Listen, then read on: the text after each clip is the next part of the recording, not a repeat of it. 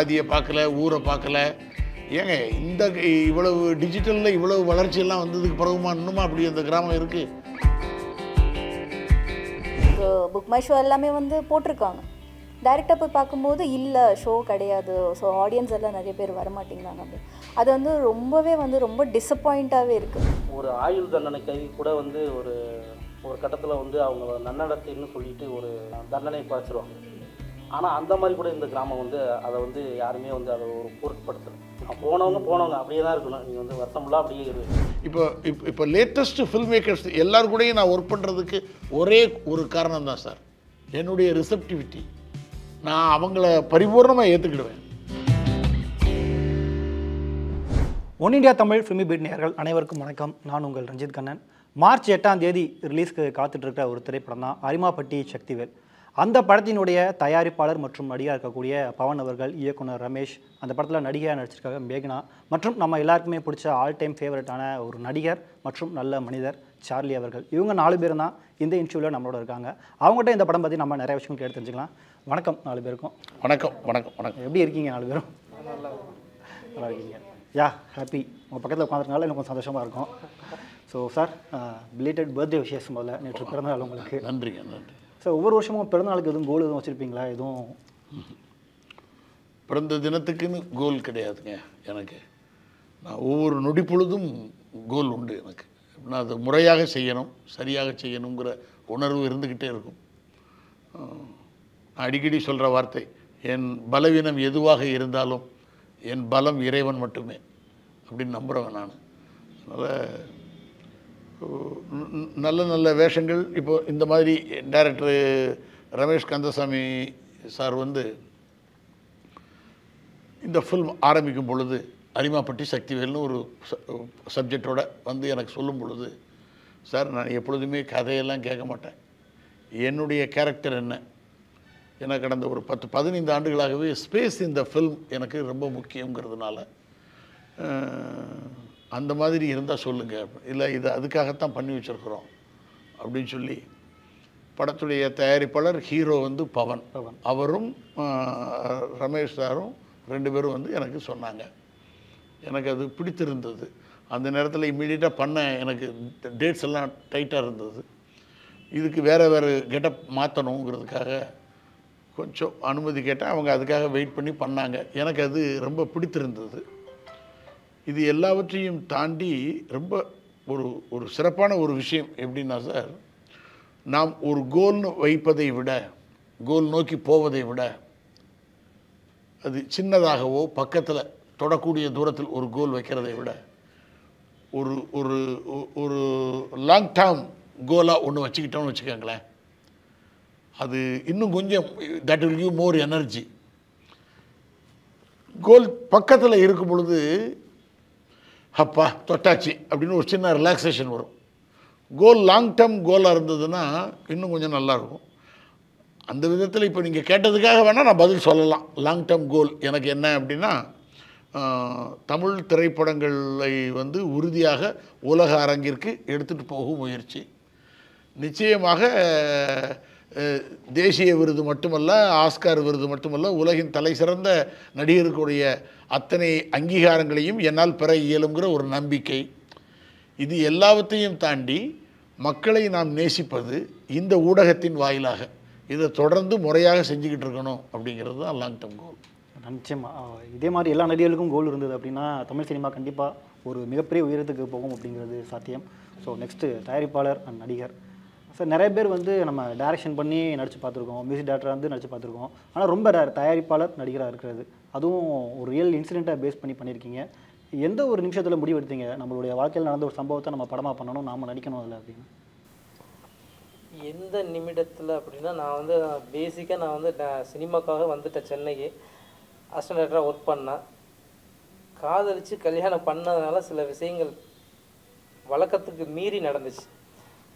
அதனால் பெரிய பாதிப்புக்கு உள்ளான. என்ன பாதிப்புனா, காதலித்து கல்யாணம் பண்ணுறதுக்கு முன்னாடி, கல்யாணத்துக்கு முன்னாடி எனக்கு வந்து எல்லாருமே இருந்தாங்க, எல்லா உறவுகளும் இருந்துச்சு. கல்யாணம் பண்ணதுக்கப்புறம் என்னோடய மனைவி மட்டும்தான் இருந்தாங்க என் கூட. பேலன்ஸ் எல்லாருமே வந்து என்னை வந்து ஒதுக்கி வச்சுட்டாங்க. அதுக்கு காரணம் வந்து அது பெரிய வழியை கொடுத்துச்சு. அந்த உறவுகளோட நம்ம இல்லாதது வந்து அது இப்போ இருக்க ஜென்ரேஷனுக்கு எப்படின்னு தெரியல. எனக்கு வந்து நான் அந்த உறவுகளோட எனக்கு விவரம் தெரிஞ்ச நாள்லேருந்து நான் ஒரு 17 இயர்ஸ் வந்து என்னோடய உறவுகளோட தான் இருந்தேன் கூட. ஒரு 20 இயர்ஸ்லேருந்து எனக்கு அது வந்து சுத்தமாக கிடைக்கல. மேரேஜுக்கு அப்புறம் எனக்கு வந்து அது கிடைக்கல அப்படிங்கும்போது பெரிய வழியை கொடுத்துச்சு. அதுக்கு காரணம் வந்து ஊர் சொல்கிற காரணம் ஜாதி. என்ன ஊருன்னு தெரிஞ்சுக்கலாமா? திருச்சி மாவட்டம் முசிறி வட்டம் ஆனைப்பட்டிங்க கிராமம். ஓகே. நான் பிறந்து வளர்ந்தது. இதுவே வந்து சினிமாவுக்கு போதுமான ஒரு கதையாக இருந்துச்சு. ஒரு பெரிய இம்ப்ரெசிவான கதையாக இருந்துச்சு உண்மையை சொல்லப்போனால். அதனால தான் அது முடிவு பண்ணேன். அது இல்லாமல் நான் வந்து இழந்ததுனால நான் வந்து என்னால் திரும்ப அவங்கள வந்து என்னால் பார்க்க முடியல, எதுவுமே பண்ண முடியல. அந்த உறவுகளோட இழப்போட வலி வந்து எனக்கு வந்து ரொம்ப வருஷமாக இருந்துக்கிட்டே இருந்துச்சு. அதை நான் எப்போயாவது நினச்சிக்கிட்டே இருப்பேன். நான் அதையே படமாக எடுக்கணும், நம்ம வந்து அதை நினச்சிக்கிட்டு இருக்க முடியாது, பார்த்துக்கலாம் எப்போ வேணுமாலும் அப்படிங்கிறதுக்காகவே நான் இந்த படத்தை எடுத்திருக்கேன். பட் சின்னதாக ஒரு டவுட் வருது. இப்போ நீங்கள் ஃபேமிலி கூட கொஞ்சம் மிஸ் அண்டர்ஸ்டாண்டிங்கில் இருக்கலாம், பட் ஃப்யூச்சரில் சேர்கிற மாதிரி வாய்ப்பு வராது. அப்போ அவங்க அந்த படம் பார்த்தா எப்படிப்பா பண்ண இப்படிலாம் நான் அப்படிலாம் இது நினைக்க மாட்டாங்களா? திரும்ப சேர்றதுக்கு வாய்ப்பே இல்லையா உறவுகள்? வாய்ப்பு தான். நான் சொன்ன இன்சிடென்ட், அதாவது என்னோட மேரேஜ் வந்து 2005 நடந்துச்சு. இப்போ இன்றைக்கி 2024, 19 இயர்ஸ் கிட்டத்தட்ட ஆயிடுச்சு. இன்ன வரைக்குமே போய் சேர முடியல. அதுக்கு இடையில் நான் சொன்ன இந்த உறவுகள் எல்லாருமே, முக்கியமான உறவுகள் எல்லாருமே எக்ஸ்பைரி ஆகிட்டாங்க.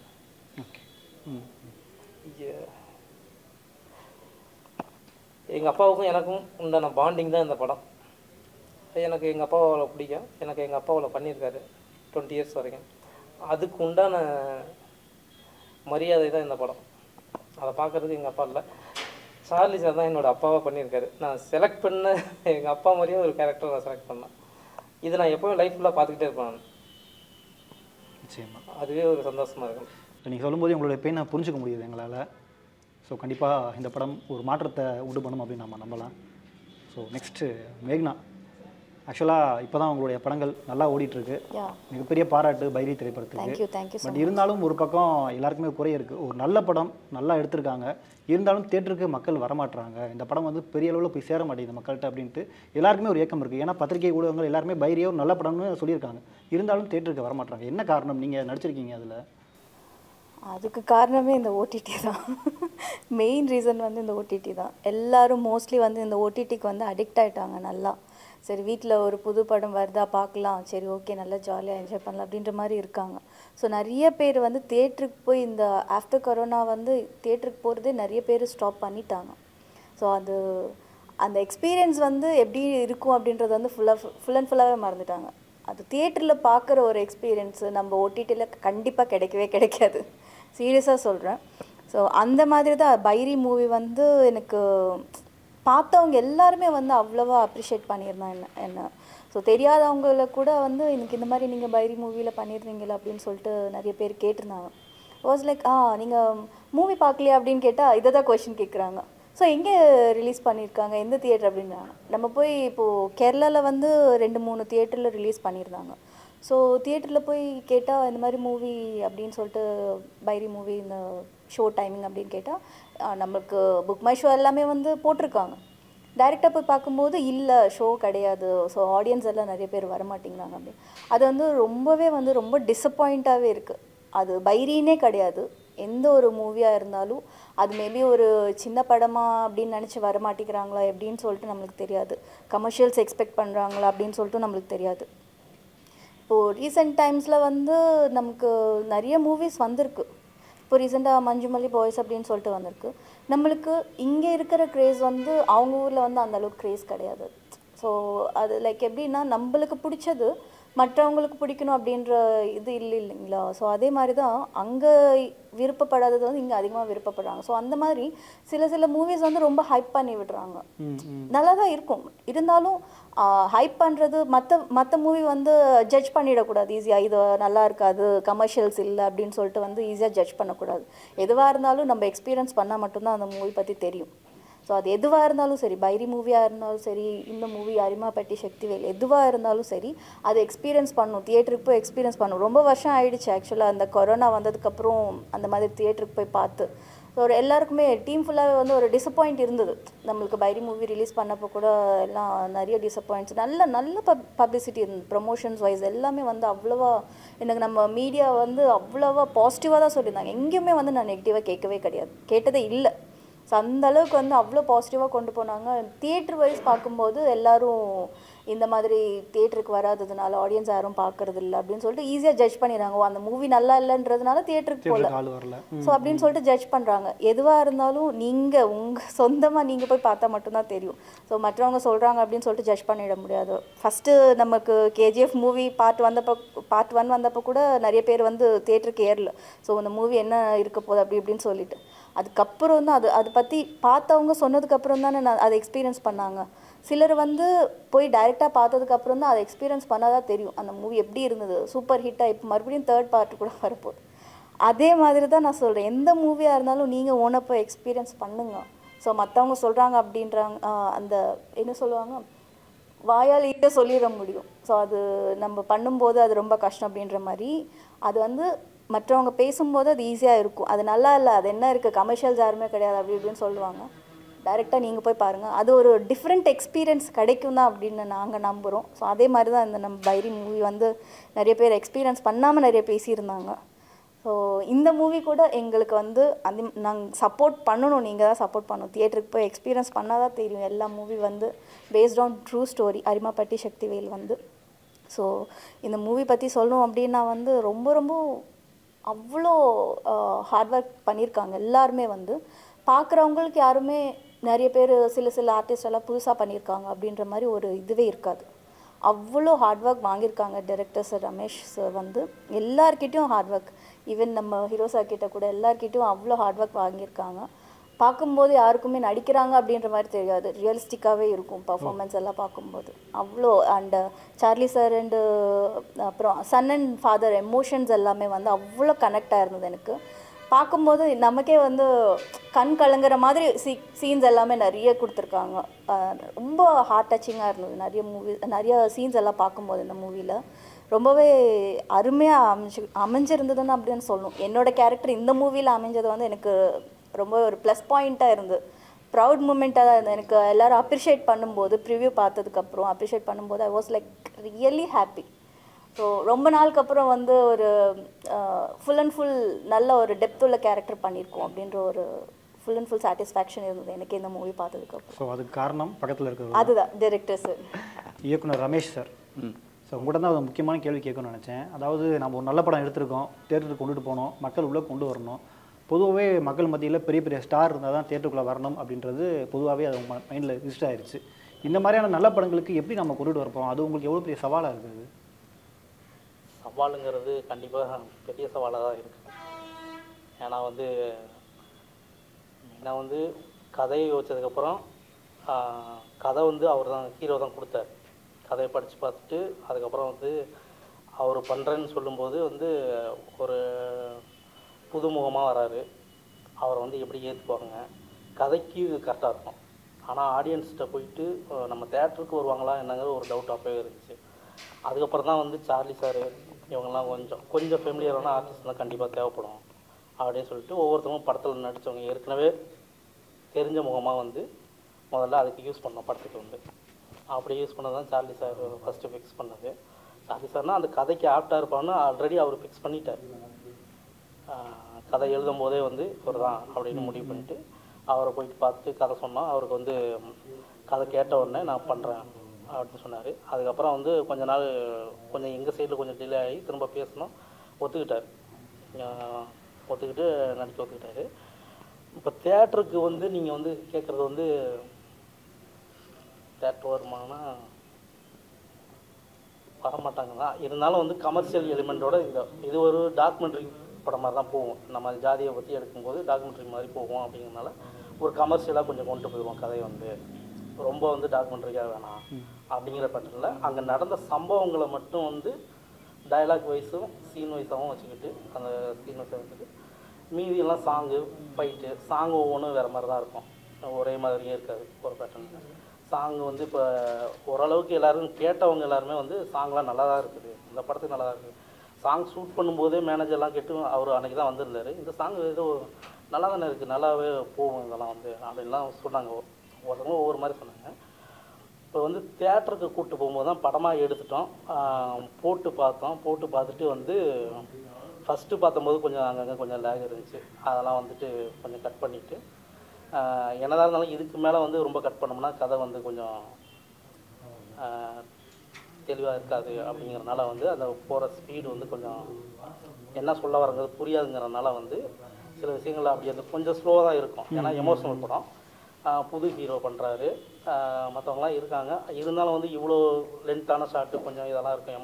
எமோஷனலாக அவ்வளோ ஈஸியாக கனெக்ட் பண்ணிக்குவாங்களா அப்படிங்கிறது வந்து ஒரு டவுட்டில் தான் இருந்துச்சு. அதையும் மீறி வந்து மக்கள் பார்த்தாங்கன்னா அவங்களுக்கு பிடிக்கும். கண்டிப்பாக தேட்டரில் வந்து மக்கள் பார்த்தாங்கன்னா பிடிக்கும். தேட்டரில் பார்க்கறதும் சரி, எதில் பார்த்தாலும் சரி, இந்த படத்தை வந்து பார்த்துட்டாங்கன்னா குறை சொல்கிறது பற்றி இருக்காது. பட் நீங்கள் தனியாக ரிசர்ச் பண்ணுறீங்களா? ஏன்னா கதை வந்து பவன் அவர்களுடைய கதை, அவரோட வாழ்க்கையில் நடந்தது. ஸோ என்னென்ன நடந்தது, எங்கெங்கே நடந்தது, அது லைவில் போய் பார்க்குறது, வேறு மாதிரி ரிசர்ச் எதுவும் பண்ணிங்களா தனியாக நீங்கள்? ஆமாம், ரிசர்ச் பண்ணேன்னா ஏன்னா வந்து 2 பேரும் ஒரே ஊர் தான். ஒரு அண்ணன் தான் வந்து அவர் அதுக்கு முன்னாடியே சினிமாவுக்கு வரணும்னு ஆசைப்பட்டார். நான் வந்து கருவப்பள்ளியம் பண்ணேன். அவரால் பண்ண முடியல. நான் வந்து கருவப்பள்ளியம் மட்டும் ஒர்க் பண்ணேன். ஒரு 8 வருஷம் இருந்தேன். ஜன்னல் ஓரம் படம் ஒர்க் பண்ணேன். அதுக்கப்புறம் வந்து கல்லன் படம் ஒர்க் பண்ணேன். புகழேந்தியனும் நான் ஒரு படம் ஒர்க் பண்ணோம். அதில் வந்து மகன் சார் சேர்ந்ததுனால அது அப்படியே ட்ராப் ஆகிடுச்சு. அதுக்கப்புறம் அந்த சமயத்தில் தான் வந்து ஒரு கதை எழுதிட்டு வந்து கொடுத்தாரு. நான் படித்து பார்த்துட்டு நான் பண்ணல அப்படின்னேன். ஏன்னா எனக்கு ஐடியா வந்து நீங்கள் கேட்ட அதே கேள்வி தான். ஒரு படம் எடுக்கிறோம், ஒரு ப்ரொடியூசருக்கு சம்பாரிச்சு கொடுக்குற மாதிரினாச்சும் கண்டிப்பாக படம் எடுக்கணும். அதை விட்டுட்டு நம்ம வந்து நியூ ஃபேஸை வச்சு எடுத்தோம்னா எப்படி போவோம் அப்படின்னு எனக்குள்ளே அந்த பயம்லாம் அப்போவே இருந்துச்சு. நம்மளும் புதுசு, எல்லாருமே புதுசாக இருக்கும்போது என்ன பண்ண முடியும்? ஒரு படமாக கூட எடுத்துடலாம். ஆனால் அதுக்கப்புறம் பிஸ்னஸாக போகும்போது எப்படி வரும் அது பிஸ்னஸ்? ஏன்னா நானும் வந்து 3 படம் தான் ஒர்க் பண்ணியிருக்கேன். எப்படி இதெல்லாம் கொண்டு போய் சேர்ப்போம் அப்படிங்கிறது அந்த பயம்லாம் இருந்துச்சு. மெயினாக வந்து கம்யூனிட்டியை வச்சு எடுக்கணும். கம்யூனிட்டி தான் இங்கே வந்து பிரச்சனைங்க. அந்த நிச்சயமாக நம்ம கம்யூனிட்டி பற்றி ஒரு படம் எடுத்தோம்னா அதுக்கு பாசிட்டிவாகவும் கமெண்ட்ஸ் வரும், நெகட்டிவாகவும் வரும். நெகட்டிவ்ன்றது இப்போ சோஷியல் மீடியா கொஞ்சம் அதிகரிச்சிருச்சு. இப்போ கண்டிப்பாக நெகட்டிவ் வரும். அதை எப்படி ஃபேஸ் பண்ண போகிறீங்க? நெகட்டிவ் பேஸ் பண்ணுறதுனா வந்து ஏன்னா வந்து கதையில் வந்து நம்ம ஜாதியை வந்து சொல்லியிருக்கும் போது, ஜாதி பிரச்சனை சொல்லியிருக்கும் போது, மற்றபடி எல்லாமே உணர்வு ரீதியாக தான் இருக்கும் படம் வந்து. ஜாதி ஒரு பிரச்சனை, அவ்வளோதான். ஆனால் அது வந்து யார் அப்பாவுக்கும் பையனுக்கும் அது என்ன நடக்குது, ஊருக்கும் அந்த அப்பாவுக்கும் என்ன, அந்த ஜாதி மூலிமா என்ன சொல்கிறாங்க அப்படிங்கிறதான் சொல்ல வர முடிஞ்சு. ஜாதியை வந்து நம்ம தூக்கியும் பிடிக்கல. இந்த வேறெல்லாம் கமெண்ட்லாம் வரும், அமுக்குறாங்க இருக்கிறாங்க, அந்த மாதிரி விஷயங்கள் சொல்கிறாங்க. அவங்க வந்து ஒரு கட்டுப்பாடு வச்சுக்கிறாங்க. அந்த கட்டுப்பாட்டை வந்து மீறி கல்யாணம் பண்ணிக்கிட்டு வந்துட்டா நீ ஊருக்குள்ளே வராத, உன்னை சேர்த்துக்க மாட்டோம் அப்படின்னு சொல்கிறாங்க. மீறி வந்து நீ இருக்கணும்னா உங்கள் அப்பா என்ன சொல்கிறாரோ அதை கேட்டுக்குங்க. அப்பா மேலே சொல்லிடுவாங்க. அந்த இதை வந்து நீ உன் புள்ள வேணும்னா நீங்கள் வச்சுக்கோங்கப்பா, உன் பிள்ளையோட இருந்துக்குங்க அப்படின்னு சொல்லிடுவாங்க. ஊருக்குள்ளே வந்து நாங்கள் எதுக்கும் வர மாட்டோம். இல்லை இப்போ வர அந்த வழக்கம் நடைமுறையில் இருக்குது அந்த ஊரில்? இருக்குது. அதெல்லாம் புதுமையான ஊர் தான். எல்லோரும் கேட்கும்போது அப்படிதான். ஃபஸ்ட்டு முன்னாடி கதை நிறைய பேருக்கு டிஸ்கஸ் பண்ணும்போதுலாம் வந்து இப்படி எப்படி ஊர் இருக்கும், அதெல்லாம் வந்து அவ்வளோ ஈஸியாக யாரும் நம்ப மாட்டாங்க அப்படின்னாங்க. ஆனால் அப்படி ஒரு ஊர் இருக்குது, உண்மையுமே ஒரு ஊர் இருக்குது. அந்த ஊர்லேருந்து வந்தனால தான் வந்து இந்த மாதிரி ஒரு தாட் எடுக்க வேண்டியது. நம்ம அதில் வந்து அதான் அப்பா கேரக்டர் வந்து அப்படியே வந்து நான் பரவாயில்ல என் பையனோட நான் போயிடுறேன் அப்படின்னு சொல்லி முடிவெடுத்து தான் ரியல் லைஃப்பில் முடிவெடுத்துருந்தோம்னா வச்சுக்கோங்களேன், இது ஒரு ஃபீலாக வந்திருக்காது அந்த கதை. அவர் வராதனால தான் அது ஒரு ஃபீலாக அவருக்கு தோணிருக்கு ஹீரோ. அவர் சொன்னதை வச்சு நான் சொல்கிறேன். ஓகே, அவர் கதையை சொன்னதுனால நான் சொல்கிறேன். அவர் தான் நிறைய அனுபவப்பட்டவர் அந்த கதையில் வந்து. அவருக்கும் நான் வந்து கல்யாணம் பண்ணிட்டு வந்ததுனால வெளியில் வந்து கஷ்டப்படுறதுக்கும் இந்த ஊர் வந்து ஜாதியை தான் வச்சு மீன் பண்ணி எல்லாம் பேசிகிட்டு இருக்காங்க அப்படிங்கிறனால. இப்போ வந்து நம்ம வந்து ஜாதியை வச்சு போகும்போது அவங்க என்ன பண்ணுவாங்கன்னா, ஒரு நல்ல காரியமோ கெட்ட காரியமோ நடந்துச்சுன்னா வந்து ஊருக்குள்ளே அனுமதிக்க மாட்டாங்க. ஊருக்குள்ளே அனுமதிக்காத போது அவங்க வந்து அவங்களுக்கு ஒரு ப்ரெஷர் வரும். யார் கல்யாணம் பண்ணிட்டு வந்தவங்க ஒரு ப்ரெஷர் வரும். அந்த நோக்கத்தில் இந்த கதையை எடுத்துகிட்டு ஒரு டைம் வந்து ஊருக்குள்ளே வந்து வந்துட்டார். ஊருக்குள்ளே வந்துட்டு அப்பாவை பார்க்கலாம் அப்படின்னு சொல்லி வந்ததுக்கப்புறம் எப்படி உன் ஃபுல்லாக வரலாம் அப்படின்னு சொல்லிட்டு அடுத்த தடவை வந்து கூப்பிட்டு குத்தலாம் வாங்கினாங்க. நீ தான் வந்து உன் பையனை வச்சுக்க மாட்டேன்னு சொல்லல இந்த விஷயத்துக்கு, அப்புறம் எப்படி வந்தான் அப்படின்னு சொல்லிட்டு வந்தது தப்பு தான்னு சொல்லிட்டு மன்னிப்பு கேட்டுட்டு ஊருக்குள்ளே சேர்ந்துட்டாங்க. இது மாதிரி வழக்கங்கள்லாம் கண்டினியூவாக பண்ணிக்கிட்டே இருக்கிறாங்க. ஒரு ஆயுள் தண்டனை கைதி கூட வந்து ஒரு கட்டத்தில் வந்து அவங்க நன்னடத்தைன்னு சொல்லிட்டு ஒரு தண்டனையை குறைச்சிருவாங்க. ஆனால் அந்த மாதிரி கூட இந்த கிராமம் வந்து அதை வந்து யாருமே வந்து அதை ஒரு பொருட்படுத்தலை. போனவங்க அப்படியே தான் இருக்கணும். நீங்கள் வந்து வருஷம் ஃபுல்லாக அப்படியே இரு அப்படிங்கும்போது வந்து நம்ம வந்து யார்கிட்டையும் போயிட்டு போலீஸ் கேஸோ வேறு எந்த ஆக்ஷனும் எடுக்கலாம். எடுத்ததுனால ஒன்றும் அங்கே வந்து எல்லாமே மாறிடுமானா மாறாது. ஒரே கம்யூனிட்டி அப்படிங்கும்போது வந்து அவங்க எல்லாரும் சொந்தக்காரங்களாகவே இருக்காங்க. ஒரு செயின் மாதிரி தான் வந்து மாமன் மச்சான், உனக்கு மாமன் மச்சான் அப்படின்ட்டு அந்த செயினுக்குள்ளாரே இருக்காங்க. அதுதான் பெரிய பிரச்சனை. அந்த செயினை விட்டு வெளியில் அவ்வளோ ஈஸியாக வர முடியல. அது வராத காரணம் வந்து அப்பா தான். அப்பா வர முடியாதுன்னா அவரோட வாழ்க்கை எல்லாமே அங்கேயே வாழ்ந்துட்டார். அதனால் அவரால் வெளியில் வர முடியல. நம்ம கூப்பிட்டாலுமே அவர் வர்றதுக்கான விருப்பம் இல்லை. ஓகே, அவரோட சொந்த பந்தங்களோட இருக்கணும் அப்படின்னு ஆசைப்பட்டார். நீங்கள் போனீங்க அப்படி இருந்துக்குங்க அப்படின்னு சொல்லிட்டார். அதான் அதையும் மீறி நம்ம போனால் வந்து இந்த மாதிரிலாம் பண்ணுறாங்களேன்னு ஒரு ஆதங்கத்தில் அந்த ஆதங்கத்தை கரெக்டாக சொல்லணும். தேவையில்லாமல் ஜாதியை மீன் பண்ணிக்கிறாங்க. ஆனால் அது அவ்வளோ பெரிய கட்டுப்பாடாக இருக்குங்கிற அவசியம் இல்லை. இப்போ இறப்புக்கு வந்தாங்கன்னா வந்து பார்த்துட்டு போகலாம்னு சொல்லி விட்டுறலாம். அந்த கட்டுப்பாட்டை எழுதப்படாத சட்டம் தான். அதை வந்து மாற்றி எழுதிக்கலாம். அது ஒன்றும் பெரிய எழுதி வச்சுக்கிட்டோ நம்ம வந்து நமக்குள்ளே உள்ள மக்களுக்கு தான் வந்து சட்டம், மக்கள் வாழ்கிறதுக்கு தான். நீங்கள் வாழவே முடியாது இந்த ஊருக்குள்ளேன்னு ஒரு சட்டத்தை போட்டுக்கிட்டு இருந்தீங்கன்னா எப்படி கேட்கும்? அது மாதிரி அந்த ஊர்லேருந்து ஒரு 10 பேர் இது வரைக்கும் வெளில போயிட்டாங்க. யாருக்கும் அந்த மாதிரி ஒரு தீர்வும் இல்லை. அவங்க அப்படியே இருக்கிறாங்க, இவங்க இப்படியே இருக்காங்க. எந்த ஒரு போராட்டம்னு நம்ம போயிட்டு இப்போ கேஸ் கொடுத்தாங்கன்னா முதல்ல நம்ம நிற்க வேண்டியது என் அப்பாவை தான் சொல்லுவாங்க. உன் குடும்பத்தில் யார் பெரியவங்களோ அவங்கள தான் மெயினாக ஃபஸ்ட்டு சொல்லுவாங்க. நீ தான் வந்து உன் பிள்ளைய நான் வந்து வச்சுக்கன்னு தான் சொன்னேன், நீ ஏன் வச்சுக்கல, இப்போ ஏன் ஊரில் போயிட்டு நீங்கள் வந்து ஊரை ஏன் தப்பாக சொல்கிறீங்க அப்படின்னு தான் கேட்பாங்க. இது வந்து மன ரீதியாகவும் உளவியல் ரீதியாகவும் நான் பார்க்க வேண்டியது இருக்குது. அந்த ஸ்கிரிப்டோ பெரிய அடிதடி சண்டை இதெல்லாம் போட்டுக்கிட்டுலாம் அங்கே இருக்குங்கிற அவசியம் இல்லை. அவங்க இஷ்டத்துக்கு இருப்பாங்க, நீ உன் இஷ்டத்துக்கு அந்த ஊரில் இருக்கணும். இந்த இதுலேயே தான் அவங்க நம்மளை வச்சுருப்பாங்க. அடிக்க மாட்டாங்க, குத்த மாட்டாங்க. ஆனால் வந்து ஒரு கட்டுப்பாடு இருந்துகிட்டே இருக்கும். ஆமாம், பெயின் இருந்துகிட்டே இருக்கும் அந்த மனுஷன். அவன் ஒதுக்கி வச்சவங்க. சார்லி சார், நீங்கள் ஆக்சுவலாக பேசும்போது சொன்னீங்க கதை கேட்க மாட்டேன், என்னுடைய கேரக்டர் எப்படி இருக்குது அப்படின்னா. பட் இது வந்து கொஞ்சம் டிஃபிகல்ட்டான ஒரு சப்ஜெக்ட். கொஞ்சம் பிசு தட்டினாலும் நிறைய கான்ட்ரவர்சி இதெல்லாம் வரும். இதில் கதையை கேட்டிங்களா? அவங்க சொல்லும்போது இன்னுமா இந்த மாதிரி ஊரில் நடக்குது அப்படின்னு நீங்கள் ஃபீல் பண்ணீங்களா? எனக்கு இன்னுமா ஒரு ஊர் இப்படி இருக்குது அப்படிங்கிறதை விட இன்னொன்று உயர்வாப்பட்டது என்னென்னா, ஒவ்வொருத்தரும் ஒரு இளைஞன் வந்து தன்னுடைய மனசுக்குள்ளே உள்ள போராட்டம் அதை வந்து ஒரு பத்திரிகையிலையோ ஒரு யூடியூப் சேனல்லையோ சொன்னால் ஒரு 10 பேருக்கு தெரியும்னு நினைக்கிறதை விட இதை நான் சினிமாவாக பதிவு பண்ண போகிறேன் அப்படிங்கிற ஒரு கோபம். இதை தாண்டி நான் இந்த இதில் எப்படி பார்க்குறேன் அப்படின்னா,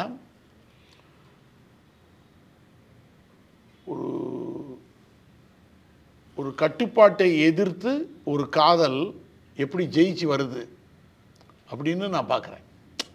நான் ஜாதியை பார்க்கல, ஊரை பார்க்கல. ஏங்க இந்த இவ்வளவு டிஜிட்டலில் இவ்வளவு வளர்ச்சியெல்லாம் வந்ததுக்கு பிறகுமா இன்னுமா அப்படி அந்த கிராமம் இருக்குது அப்படிங்கிறதெல்லாம் எதையுமே பார்க்கல.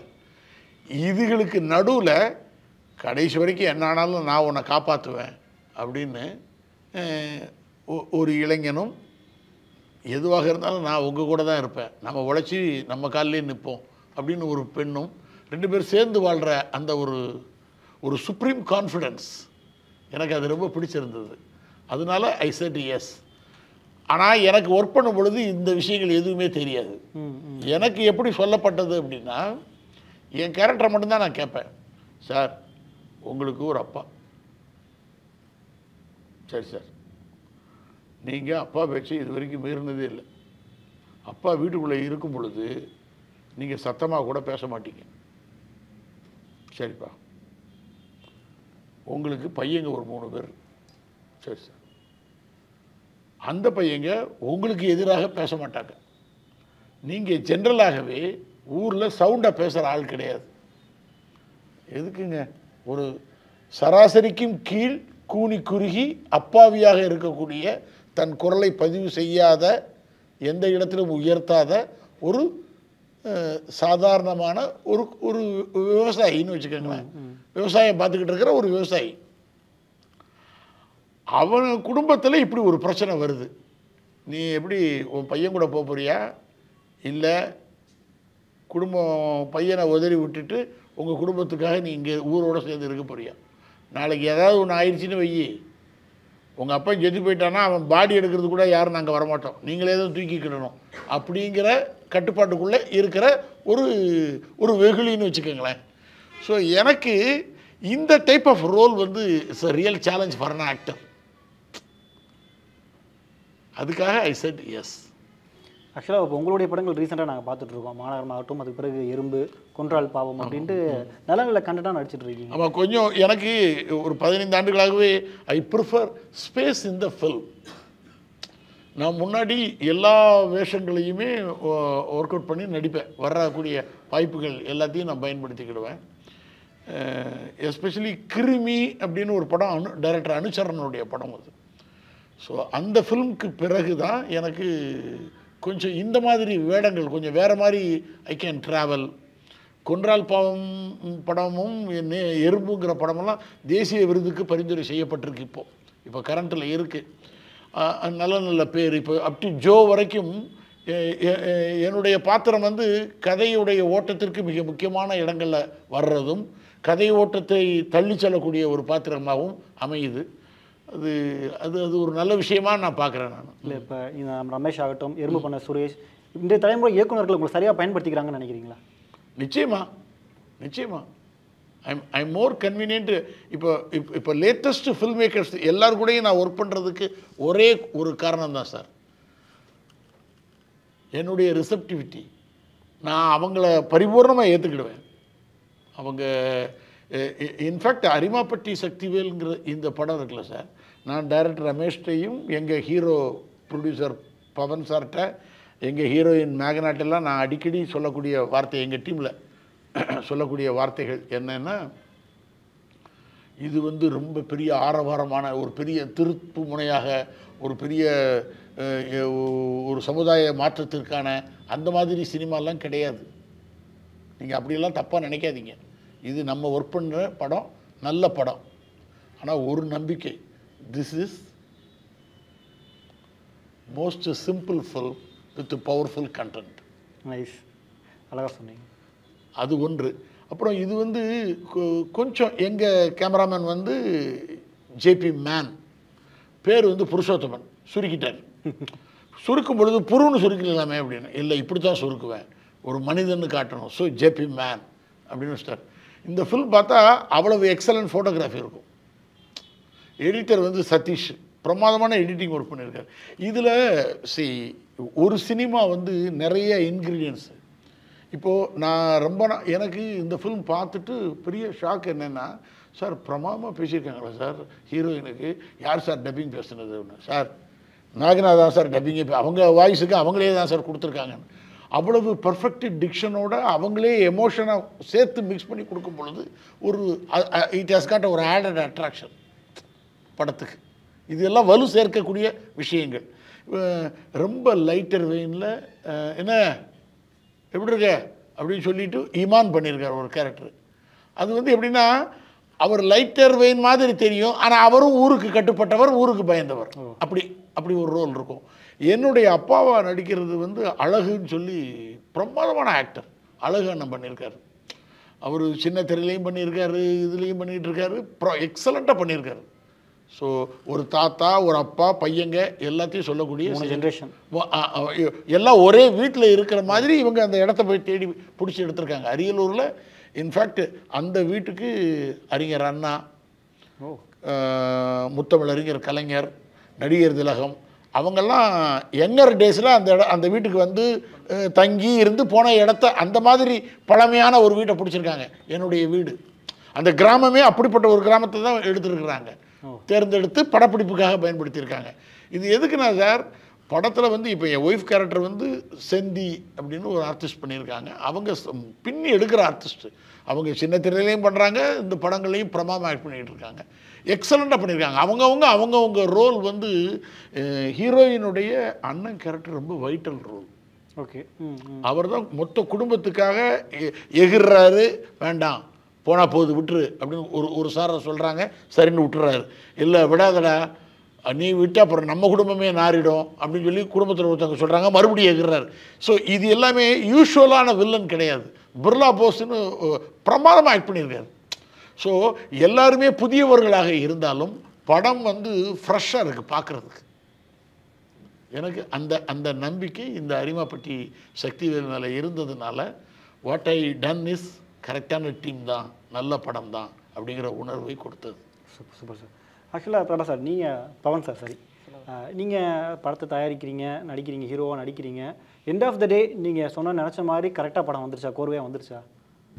100% நான் நினச்ச மாதிரி இருந்துச்சு படம். நீங்கள் நினச்ச மாதிரி வந்துருச்சு. அப்படி தான் வர வச்சுட்டேன். இல்லை நடுவில் எதுவும் ஸ்ட்ரகிள்ஸ் இருந்ததா? ஓகே இதுக்கு மேலே நம்ம பண்ண வேணாம், இல்லை கொஞ்சம் மாற்றிக்கலாம், ரியல் லைஃப்பில் நடந்தது கொஞ்சம் சொன்னால் சினிமா தரமாக வேணால் மாற்றிக்கலாம் அப்படின்னு. சினிமா தரம், அதாவது என்டர்டைன்மெண்ட் தான் சொல்லியிருக்கோம். நடந்த விஷயத்தை சினிமாத்தனமாக தான் சொல்லியிருக்கோம். சினிமாவாக தான் எடுத்துருக்கோம். என்டர்டைன்மெண்ட் ஃபிலிம் தான் இருக்குது. ஆர்ட் ஃபிலிம் கிடையவே கிடையாது. ஆர்ட் ஃபிலிம் கிடையாது. சார் வந்து எல்லாமே சொல்லிட்டாரு. என்னென்ன எனக்கு வந்து நன்றி தான் சொல்லணும் என்னோட டீமுக்கு.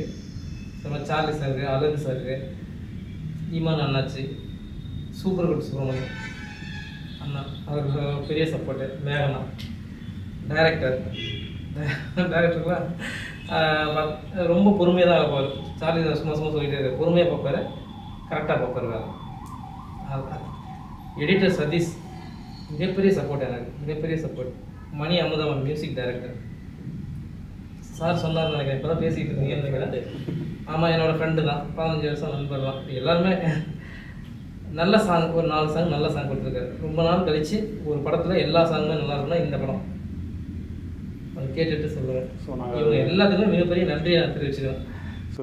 சூப்பர். படத்தை எதுக்காக தேட்டருக்கு வந்து ஆடியன்ஸ் பார்க்கணும்னு ஒரு சின்னதாக ஒரு மெசேஜ் சொல்லிட்டீங்கன்னா கரெக்டாக இருக்கும்.